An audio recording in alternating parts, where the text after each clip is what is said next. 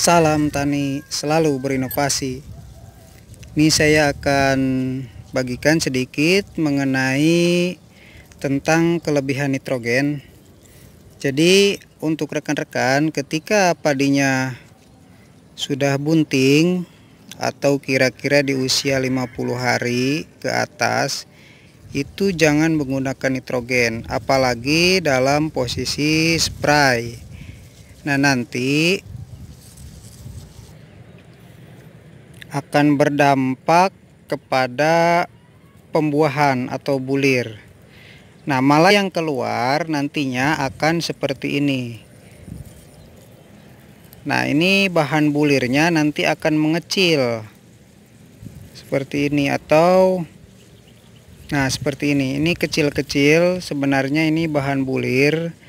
Kalau kaliumnya cukup dan tidak diimbangi dengan nitrogen yang banyak, itu akan sempurna pembuahannya.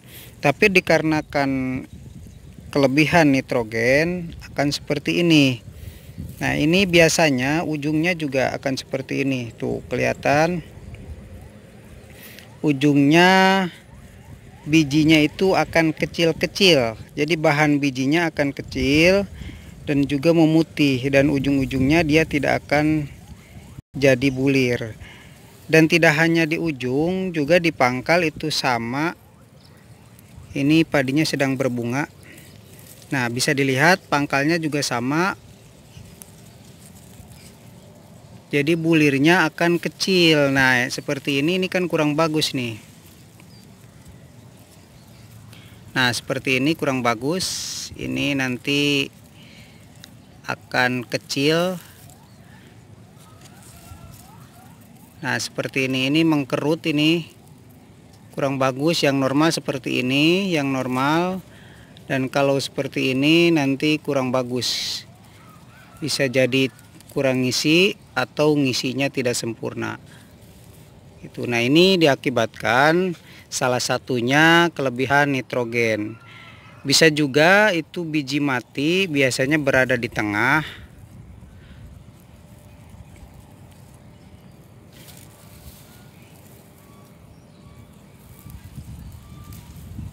Ini karena dia jadi lentur atau remah ya, nitrogen itu. Jadi pertumbuhan bulir dia akan selalu muda, karena kan kalau nitrogen utamanya dia untuk pertumbuhan ke vegetatif. Jadi untuk pertumbuhan akar, batang, dan daun, itu yang paling penting. Nah, ketika padi sudah bunting, saya rasa nitrogennya cukup dari tanah, atau jika diberikan melalui daun bisa saja nanti ketika bulirnya sudah keluar atau sudah masak susu. Dan itu pun saya rasa bisa yang menggunakan organik, atau kalau menggunakan yang sintetis atau kimia itu jangan terlalu banyak. Nanti hasilnya juga kurang bagus. Meskipun bobotnya berat diimbangi dengan kalium, dan itu susutnya akan banyak. Ya, jika nitrogennya banyak. Itu, dan juga itu rentan sekali terhadap serangan HDB. Dan untuk bulir yang mau keluar akan seperti ini. Jadi dia terhambat. Karena apa? Karena batangnya yang ini dia lemas. Ya, tahu sendiri kalau nitrogen itu efeknya ke batang dia lemas ya. Tuh, jadi lemah, dan dari bawah mendorong akhirnya melengkung seperti ini. Dan ujungnya juga sama, ini tidak ngisi atau bulirnya terbentuk tidak sempurna.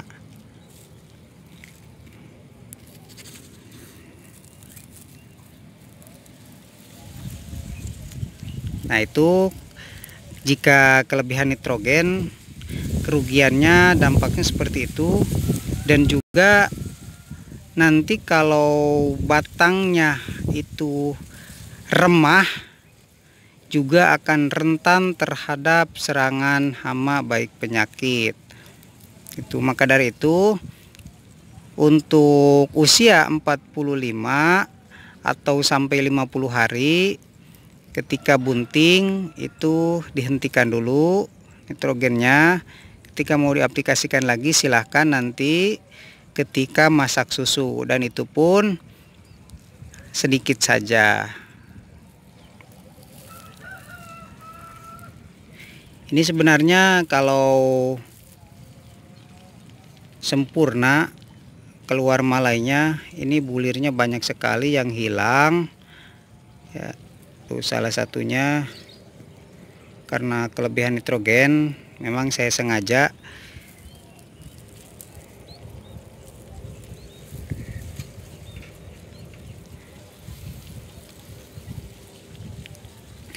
nah, malai ini biasanya dia kalau kelebihan nitrogen itu ngisinya juga lama, terus keluar malainya juga lama. Jadi seharusnya dalam waktu 3 hari seperti yang sudah saya berikan videonya, itu sudah keluar semua, dan ini bertahap keluarnya sedikit-sedikit. Itu karena kelebihan. Kalau melalui tabur di usia 35 hari atau di usia 15 hari itu bisa, tapi untuk pemupukan yang kedua itu tidak usah diberikan lagi ya untuk nitrogennya. Ketika menggunakan Posca itu tidak masalah karena dia larutnya akan bertahap di usia maksimal itu 35.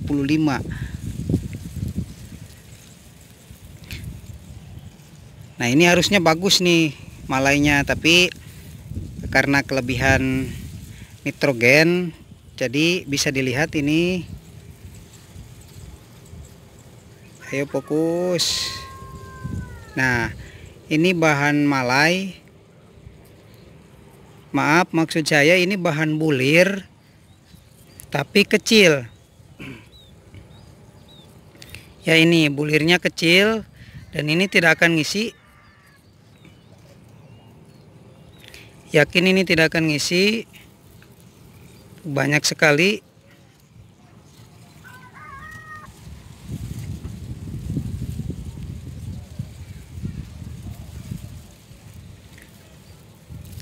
Nah, kenapa ini yang terkena dampak yang paling ujung dan yang paling ujung lagi sebelah sini?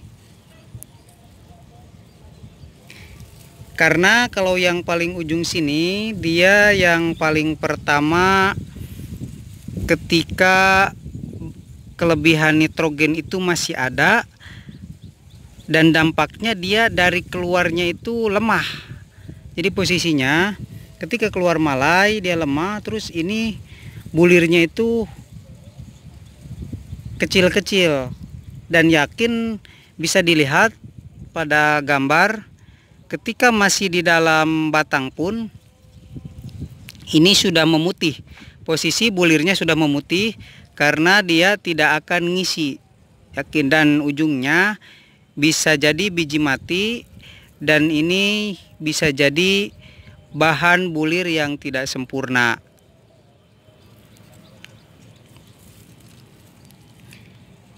Dan ketika yang bawah terkena dampak,